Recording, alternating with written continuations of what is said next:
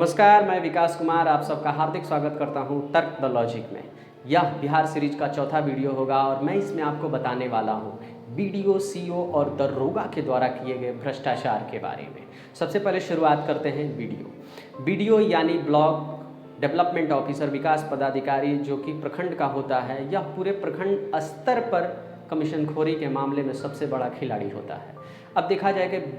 किसी भी प्रखंड में जितनी भी विकास की योजनाएं हो, भले वो पंचायती स्तर के लिए हो या प्रखंड स्तर के लिए हो या एक छोटे से गांव स्तर के लिए हो, उस सारी योजनाओं को लागू करने के लिए और उसे आगे बढ़ाने में सबसे बड़ा योगदान बीडीओ का ही होता है। और अगर वो योजना आगे जानी है तो बिना कमीशन के नहीं जाता है, भले उसका कमीशन का परसेंटेज कम हो या ज़्यादा हो, लेकिन बीडीओ सबसे बड़ा खिलाड़ी होता है ब्लॉक में। अगर देखा जाए तो कभी भी अगर आपदा आती है और उस आपदा में अगर सरकार की तरफ से जो योगदान किया जाता है ताकि लोगों की मदद की जाए उस तरह की समस्याओं का सुलझाने के लिए, तो उसमें सबसे बड़ा हाथ मारा जाता है और उस टाइम बीडीओ ही सबसे बड़ा फिर से खिलाड़ी बनकर उभरता है।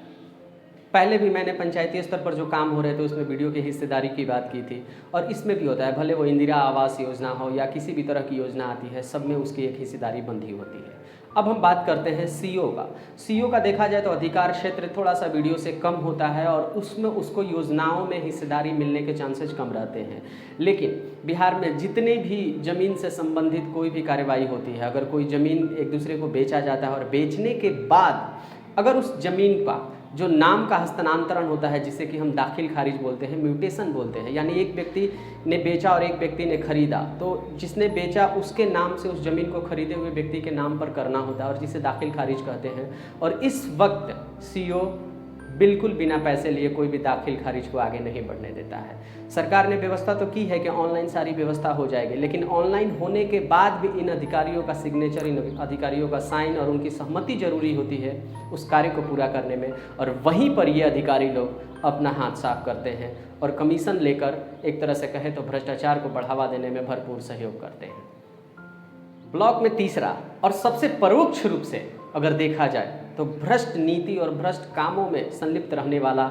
अधिकारी है दारोगा, यानी सब इंस्पेक्टर कह सकते हैं। अब वो क्या करता है, अगर कोई भी झगड़ा होता है तो छोटे छोटे झगड़ों को सिर्फ पैसा लेकर ही ख़त्म कर देने का काम दरोगा के हाथ में होता है। अगर बिहार में देखा जाए तो शायद ही कोई थाना है जिसमें कि एफआईआर बिना पैसे के लिखे जाती हो। अगर कोई भी किसी भी व्यक्ति की समस्या अगर वो एफआईआर लिखवाना चाहता है तो पहले तो उससे हज़ारों सवाल होते हैं और हज़ारों सवाल के बाद भी अगर वो पैसा नहीं देता है, घूस रिश्वत नहीं देता है, तो उसका एफआईआर नहीं होता है। दो लोगों के बीच के झगड़े को ऊपर नीचे करने पर तराजू में जैसे तौल कर किसी का वजन ज़्यादा करना और किसी का कम करना है, तो सब कुछ डिपेंड करता है आपके रिश्वत पर। अगर आपने रिश्वत दे दी तो आपका केस भले ही कितना कमज़ोर ना हो, दरोगा उसे मजबूत बना देता है और उसे भारी बना देता है और उसी हिसाब से उसकी डायरी लिखी जाती है या आने वाला जो एफआईआर होता है उसी हिसाब से लिखी जाती है। इतना ही नहीं,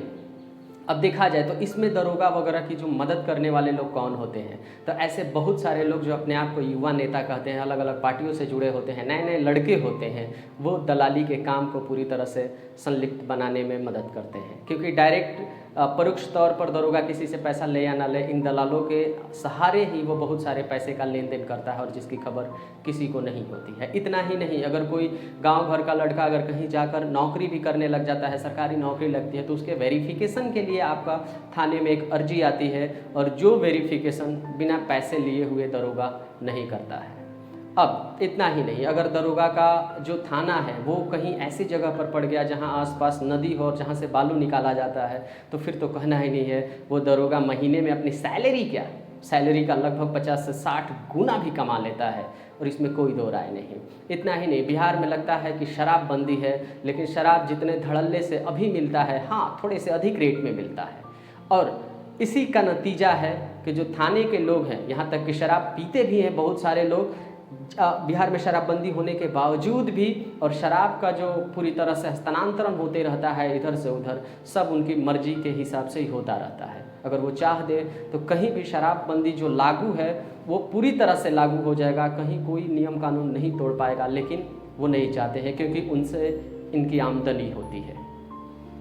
एक एक करके मैं कितनी भी सारी समस्याएं बताऊं, लेकिन हर एक समस्या के लिए रिश्वतखोरी, कमीशनखोरी बिहार में पूरी तरफ से